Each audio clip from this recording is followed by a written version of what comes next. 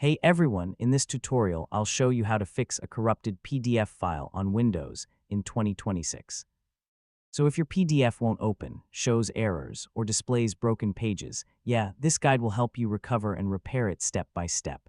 First, try opening the PDF with another PDF reader. Sometimes the problem is with the app, not the file itself. Next, if you downloaded the PDF from the internet or email, download it again. So incomplete downloads often cause corruption problems.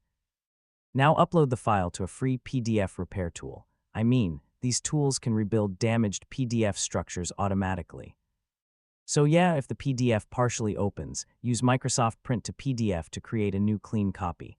This can remove corruption issues. Next, update your PDF reader or browser.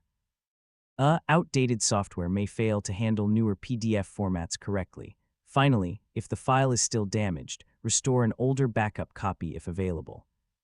So, cloud storage or backup drives can save important documents, and that's how to fix a corrupted PDF file on Windows in 2026. Once you use repair tools, updated software, and backups, recovering damaged PDFs becomes much easier. If this guide helped you, feel free to check out more PDF and Windows troubleshooting tutorials. Hey